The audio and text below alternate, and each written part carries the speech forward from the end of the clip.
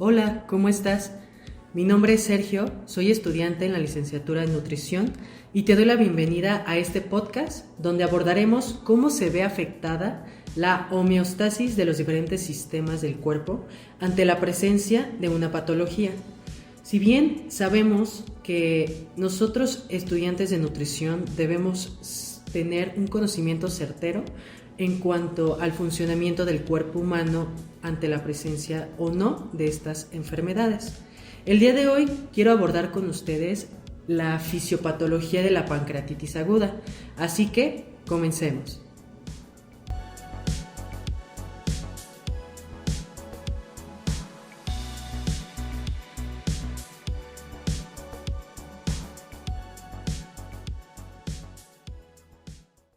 Para poder iniciar a abordar todo lo que sucede a nivel fisiológico en cuanto a pancreatitis, cómo es que esta patología, esta alteración, puede llegar a una disfunción del páncreas, yo creo que es necesario iniciar a hablar de cómo funciona de manera natural este órgano.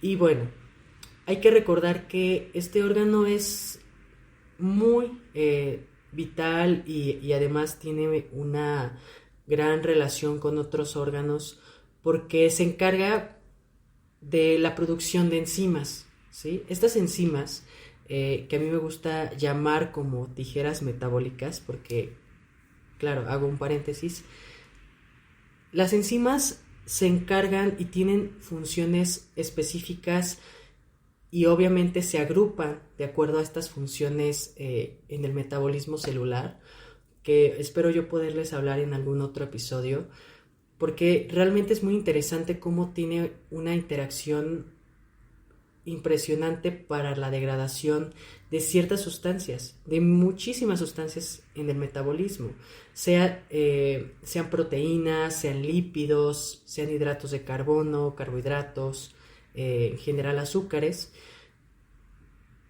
Y obviamente todo este enfoque del páncreas pues se ve principalmente abordado o enfocado a cómo se afecta o cómo se relaciona en cuanto al sistema digestivo, ¿sí?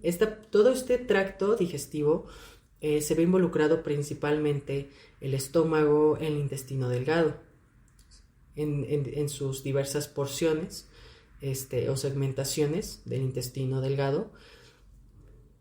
Y la otra función, que es la producción de hormonas, está involucrada con muchos procesos que obviamente la secreción o la producción de estas hormonas se ve regulada a través del sistema neuronal, a través de conexión de las neuronas, del poder transportar este mensaje a través de ellas para que se puedan llevar a cabo diversos estímulos en otros órganos.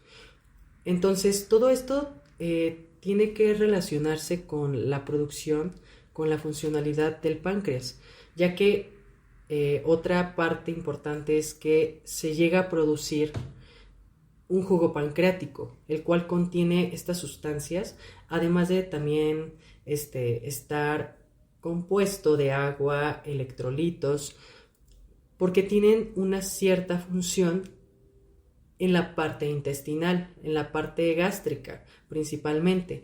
Hay que recordar, en el estómago nosotros tenemos una cierta producción de jugo estomacal, pero obviamente para que no haya una destrucción de las propias células que se encargan de producir este jugo, se necesita la liberación de este jugo pancreático, porque necesitamos neutralizar el pH de ese ácido. Otro componente de este jugo pancreático también es algo que se conoce como el bicarbonato, porque ese bicarbonato va a funcionar como una sustancia neutralizadora, algo que se conoce como un buffer o un buffer, eh, para poder tener como este control en cuanto tanto a la parte del pH como a la parte de los electrolitos. Y bueno, hablando de la liberación de hormonas, también tiene que ver en cuanto a la parte de la saciedad, en cuanto a la parte de que algunas hormonas permiten el metabolismo de estos nutrientes que nosotros obtenemos a través de la dieta, los cuales ya mencioné: hidratos de carbono, lípidos, proteínas, ¿sí? Los cuales se ven involucrados por todas estas hormonas, ¿sí? Por ejemplo, lo más común es que hablemos de la glucosa, ¿sí? Es uno de los principales metabolitos celulares que nos brindan energía en forma de ATP, ¿no? Entonces, para poder nosotros regular las concentraciones de esta glucosa en la sangre, pues tenemos que nuestro páncreas se encarga de liberar hormonas. Entre ellas, las dos principales son la insulina y el glucagón, ¿no? Entonces, esta parte tiene que ver con que el páncreas funcione o no de forma adecuada, para que todos estos procesos metabólicos que se relacionan con el sistema digestivo puedan llevarse de manera adecuada en el cuerpo. Ahora bien, hablando ya de forma clara y precisa la parte ahora sí fisiopatológica de la pancreatitis, debemos tener claro que estas enzimas pancreáticas en condiciones normales se llevan a cabo o se activan en la parte duodenal, y existen muchos mecanismos de acción fisiológica que van a evitar que estas enzimas se activen a nivel pancreático, porque lo único que nosotros queremos es que se activen en momentos en los cuales se lleva a cabo la digestión de los macronutrientes. Entonces, tenemos que tener ciertos mecanismos para evitar que estas enzimas se puedan activar dentro del mismo páncreas, porque entonces vamos a llegar a los dos principales mecanismos patológicos que van a ocasionar la disfunción de este órgano. ¿Cuáles son? Puede que exista la destrucción de las células por necrosis o por apoptosis. Entonces, para que pueda llevarse a cabo estos mecanismos que van a proteger al páncreas de que estas enzimas se activen, primero se van estas enzimas a acumular en unos gránulos. Estos gránulos van a contener una cierta porción de las enzimas que va a producir que produce el páncreas, pero estas van a estar resguardadas ahí de forma inactiva, porque hay una enzima, como les digo, hay infinidad de enzimas en el metabolismo, pero una de estas que actúa a nivel duodenal, que es donde actúan de forma específica, es la enteroquinasa, ¿sí? Entonces, esta enteroquinasa es vital porque dentro de estas enzimas pancreáticas tenemos al tripsinógeno, ¿sí? Este tripsinógeno se va a convertir o se va a transformar en tripsina gracias a esta enteroquinasa. Partiendo de que ya se llevó a cabo esta transformación a tripsina, entonces se puede dar, digamos, siguiendo esta ruta, la activación de otras enzimas.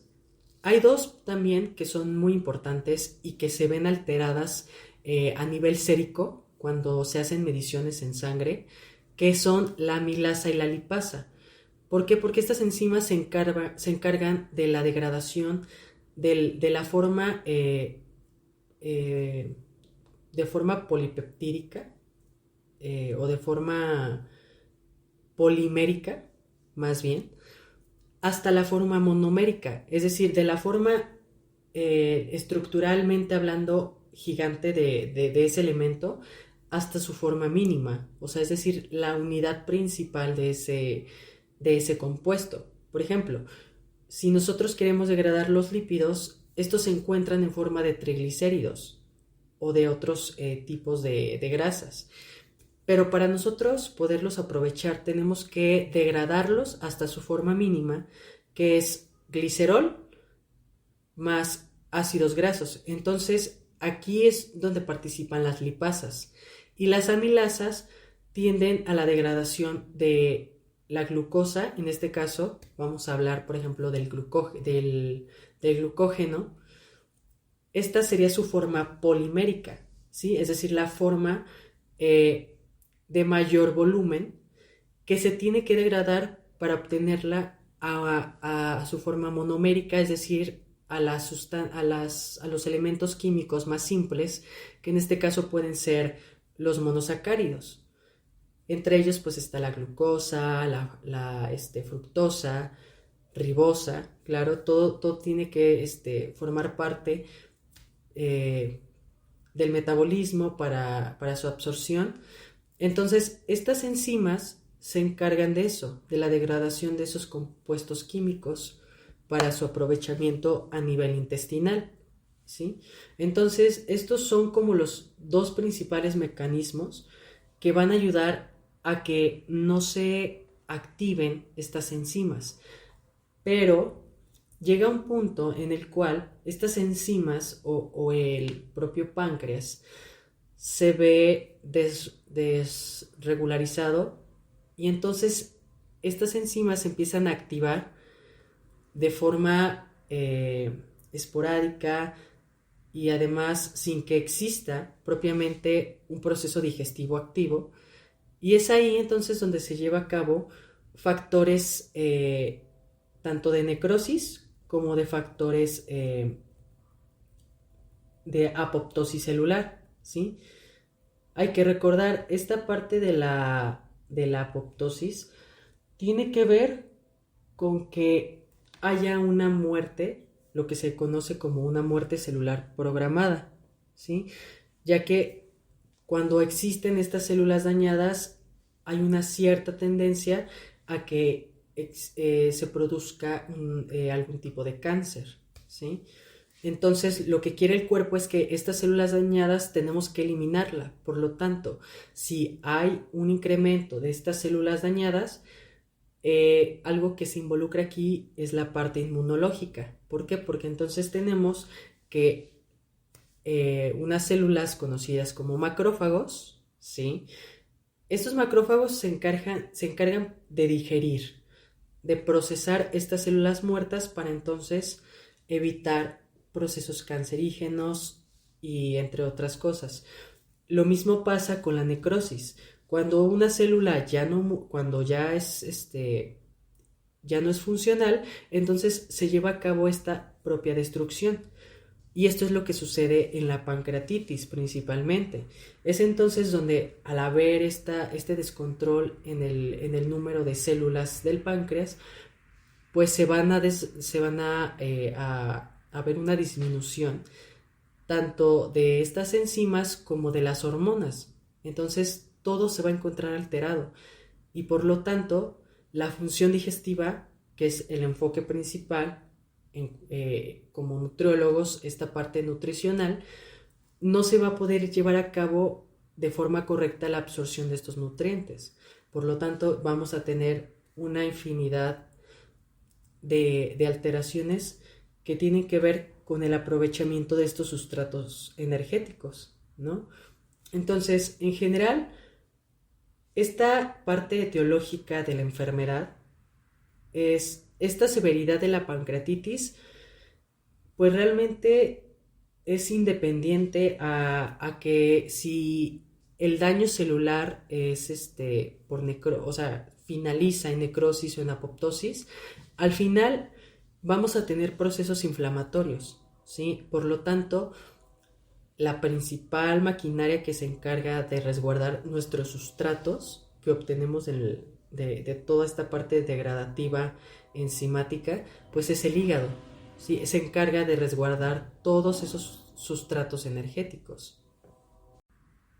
Y bueno, finalizando con esta charla, porque claro, hablar de la pancreatitis involucraría que pueda hacer un mayor énfasis, una mayor profundización en otros componentes celulares, porque pues obviamente este es un proceso patológico que involucra una inflamación a nivel orgánica, a nivel de sistemática, donde se ven involucradas infinidad de sustancias, ¿sí? Que lo único que buscan es reducir la destrucción de las células del páncreas. Entonces, yo creo que todo lo que se ha abordado hasta el momento dentro de esta charla, creo que es muy necesaria y creo que es adecuada para poder nosotros, estudiantes en nutrición, entender qué es lo que pasa.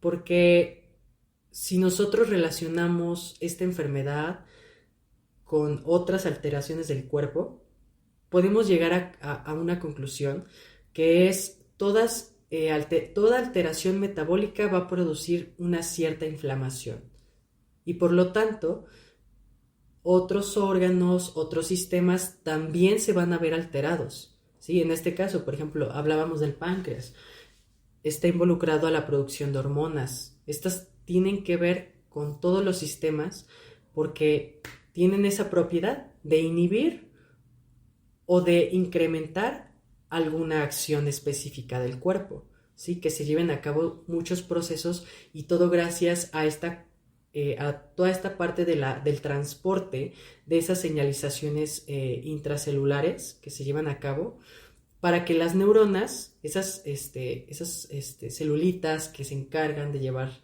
esos mensajes al cerebro y que entonces se produzcan una cantidad de neurotransmisores que también ayudan y propician estas acciones en el metabolismo y de forma fisiológica, todo se va a ver alterado y por lo tanto debemos de poner mucha atención en estos pacientes y obviamente valorar qué sería lo correcto hacer cuando nosotros queremos hacer una intervención nutricional. Es por eso que siempre nutriólogos debemos tener estas actualizaciones en cuanto a tratamientos, en cuanto a procesos de historia natural de la enfermedad, para poder nosotros hacer intervenciones adecuadas y precisas en estos pacientes.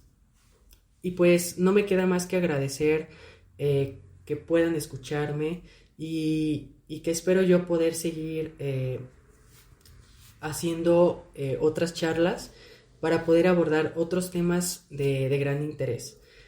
Y pues bueno, me despido. Mi nombre nuevamente es Sergio, soy estudiante en la licenciatura en nutrición y espero haber sido de ayuda y que puedas entender un poco más qué es lo que pasa con nuestro cuerpo cuando existe una patología o no.